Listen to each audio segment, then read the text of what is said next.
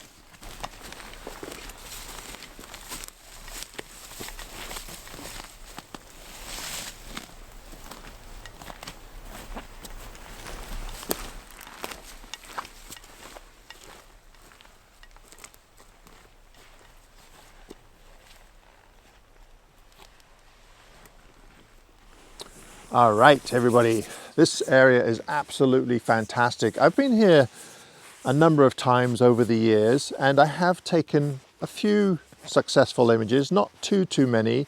I'm about halfway to Carmanah Provincial Park, and a couple of hundred meters down this way is the Nitnat River, which is just absolutely beautiful. This area has been heavily logged, and I suspect that at one time this area here was logged as well. There's Sitka spruce that are reasonably large, but we also have big leaf maples, and this specimen behind me is just absolutely beautiful. It has such a great shape to it. Now, the hard part about photographing trees like this is that from the road, which is not too far behind the camera there, the road is kind of high up, maybe, I don't know, 30, 40 feet high, and you're looking down on the tree, so it looks really good from up there. But as soon as you come down into this bit of a floodplain and get close to the tree, you're looking up. And the problem with that is that all of a sudden you have all these distractions, namely sky. Especially on a day like today, there's no texture in the sky, it's just a cloudy day. Not terribly interesting when it comes to light. So ideally, if I can back up far enough, I should be able to get a reasonably good shot of this tree and the shape of it. Now, this area here right now, it's looking a little bedraggled. I think it has snowed in here, so a lot of the ferns are looking kind of flat and a bit tired.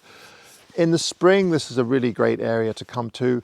The summer, I'm not sure, because as soon as you get leaves on all these big leaf maples, then it really does shade the canopy, so it's even harder to photograph because it's even busier.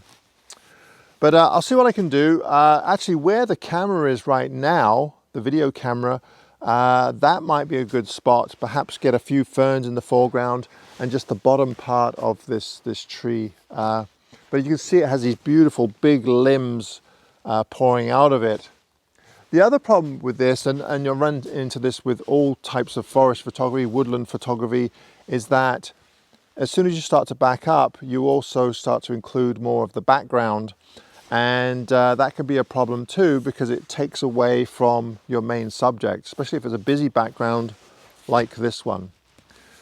But anyway, we'll see what we can do.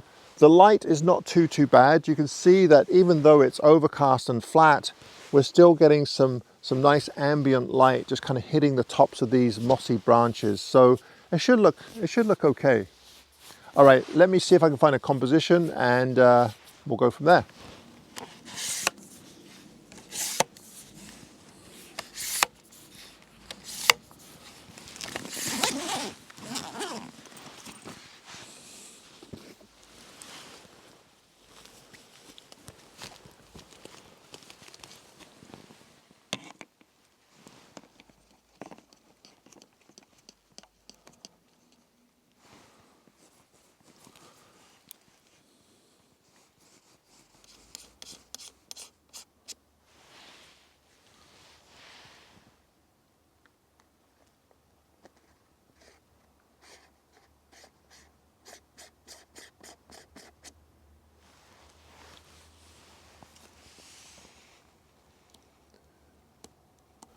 All right, this is a little bit tricky because I'm standing below the camera and I don't have two tripods that tall, but I think this will work.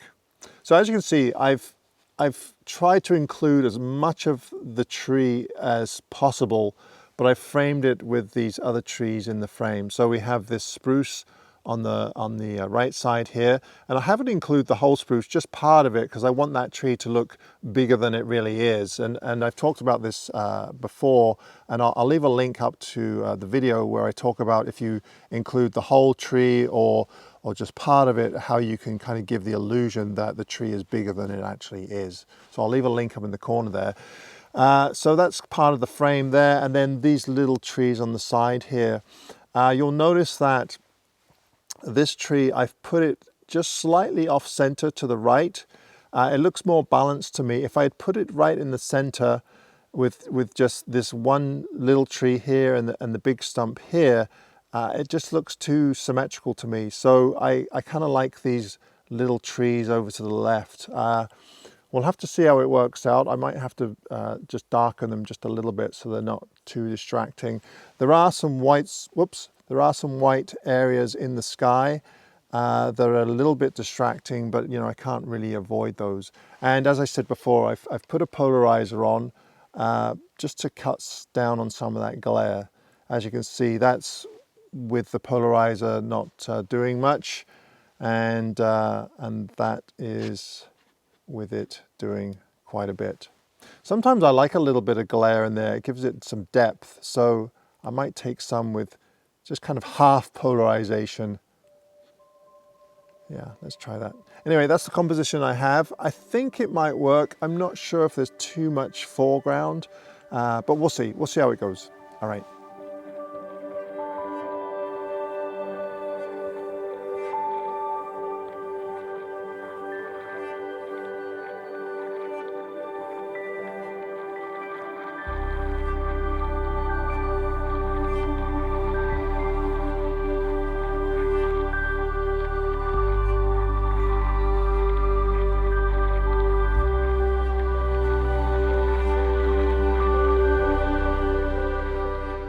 For both of these images, I decided to combine two images, one that was polarized and one that wasn't polarized. As I mentioned in my little blurb there, I kind of like to have a little bit of sheen on the ferns. Now I could have just polarized just part way, but I also liked the color temperature difference in the polarized version as compared to the non-polarized version. You'll notice that the non-polarized version is slightly cooler and the polarized version is warmer. So in some of the shaded areas, especially in the foreground, I liked that cooler effect. So that's where I used the non-polarized version the most, and then the polarized version I used for the background. So that's why there's a slight color difference in the final image as compared to the raw files.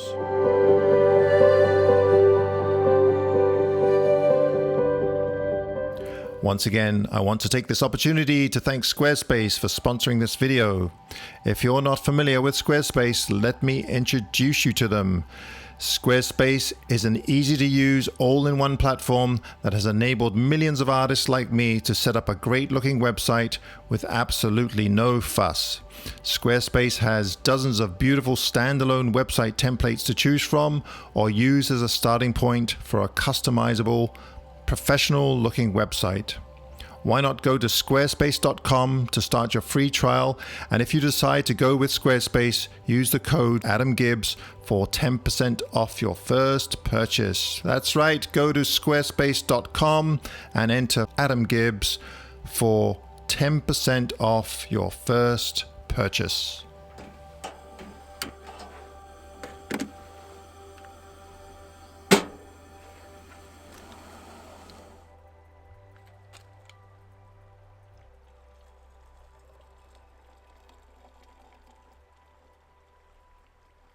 Good morning, everybody.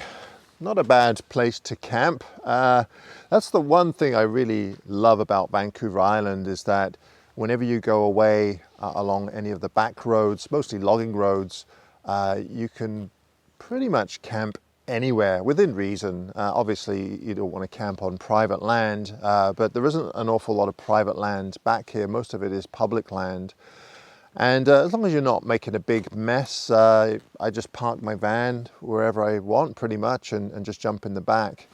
Talking of vans, my van, I don't talk about my van very often, probably because, well, it's just a vehicle to get me from A to B.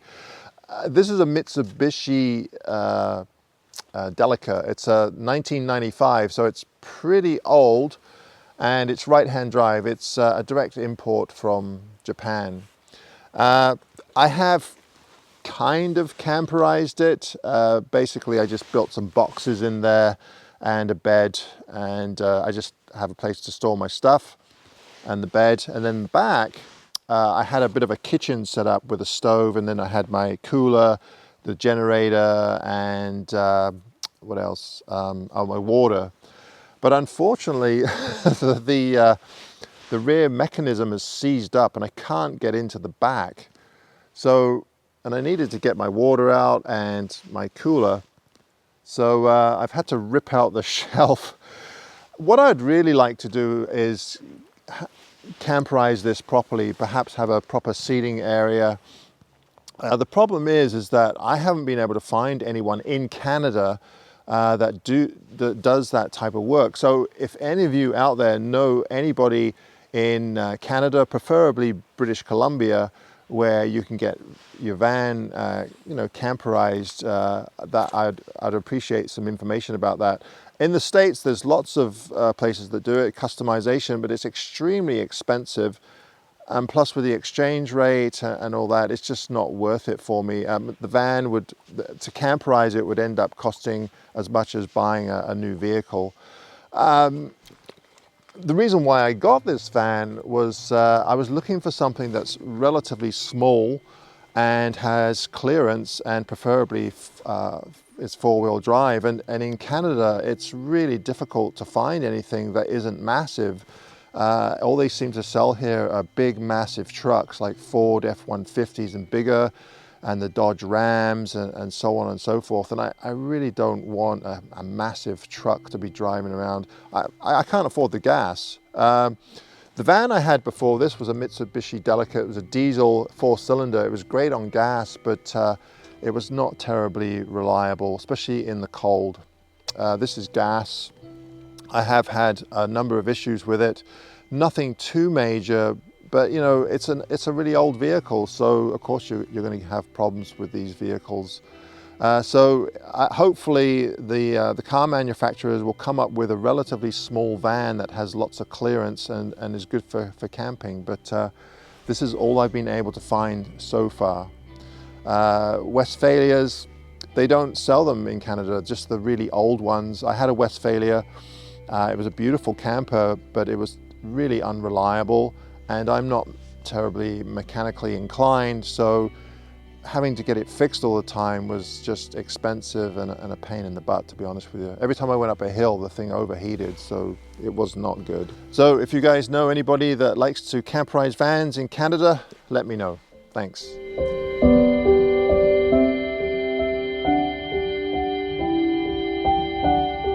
Alright everybody, thanks again for watching this week's video. Be sure to give me a thumbs up if you enjoyed the video, and as always, be sure to subscribe if you enjoy the content of my channel. Until next week, bye for now.